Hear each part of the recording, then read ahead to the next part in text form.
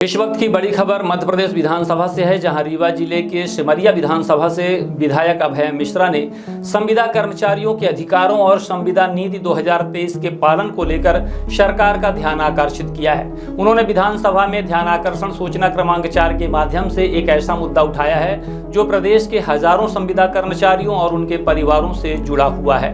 विधायक अभय मिश्रा ने सामान्य प्रशासन मंत्री का ध्यान इस ओर आकर्षित करते हुए कहा है कि राज्य सरकार द्वारा लागू की गई संविदा नीति 2023 में स्पष्ट प्रावधान है कि यदि किसी संविदा कर्मचारी की सेवा अवधि के दौरान मृत्यु हो जाती है तो उसके पात्र आश्रित जैसे पत्नी, पति, पुत्र या अविवाहित पुत्री निर्धारित पात्रता पूरी करने पर उसी विभाग में संविदा अथवा समकक्ष नियमित रिक्त पद पर नियुक्ति के लिए आवेदन कर सकते हैं।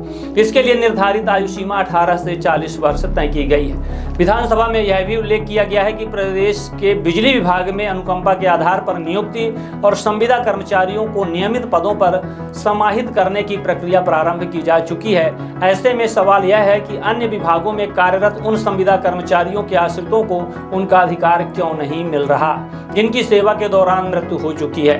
विधायक अभय मिश्रा ने सरकार से जिलेवार जानकारी मांगी है कि कोविड-19 महामारी के दौरान सेवा करते हुए कितने संविदा कर्मचारियों की मृत्यु हुई। इसके अलावा कार्यालय आते जाते समय दुर्घटना या अन्य सेवा संबंधी परिस्थितियों में जिन संविदा कर्मचारियों का निधन हुआ उनकी संख्या क्या है और उनमें से कितने परिवारों को संविदा नीति 2023 के अनुसार अनुकंपा नियुक्ति प्रदान की गई। ध्यान आकर्षण के माध्यम से यह भी कहा गया है कि रीवा संभाग के विभिन्न जिलों में कई संविदा कर्मचारियों की सेवा के दौरान मृत्यु हुई, लेकिन उनके आश्रितों को आज तक न तो अनुकंपा नियुक्ति मिली और न ही नीति के अनुरूप अन्य आर्थिक सहायता उपलब्ध कराई गई।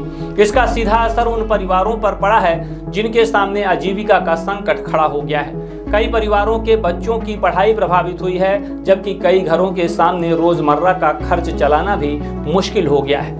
विधानसभा में उठाए गए इस मुद्दे के माध्यम से सरकार से यह अपेक्षा की गई है कि संविदा नीति 2023 के सभी प्रावधानों का समान रूप से पालन सुनिश्चित किया जाए।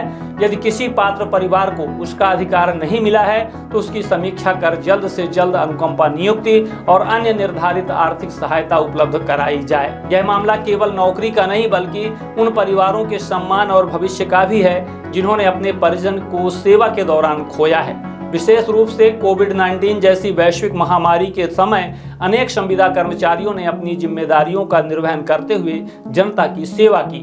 ऐसे कर्मचारियों के निधन के बाद उनके परिवारों को नीति के अनुरूप सहायता मिलना शासन की नैतिक और प्रशासनिक जिम्मेदारी भी मानी जाती है। विधायक अभय मिश्रा द्वारा विधानसभा में यह मुद्दा उठाए जाने के बाद अब उम्मीद की जा रही है कि सरकार पूरे मामले की गंभीरता से समीक्षा करेगी, रीवा संभाग सहित प्रदेश भर से जिलेवार जानकारियां एकत्रित करेगी और जिन परिवारों को अब तक संविदा नीति 2023 का लाभ नहीं मिला है उन्हें नियमानुसार न्याय दिलाने की दिशा में ठोस कदम उठाए जाएंगे। अब सभी की निगाहें सरकार की अगली कार्यवाही पर टिकी है। यदि संविदा नीति 2023 का प्रभावी और समान रूप से पालन सुनिश्चित होता है तो यह न केवल मृतक संविदा कर्मचारियों के आश्रित परिवारों को राहत देगा बल्कि प्रदेश के लाखों संविदा कर्मचारियों में भी विश्वास और सुरक्षा की भावना को मजबूत करेगा।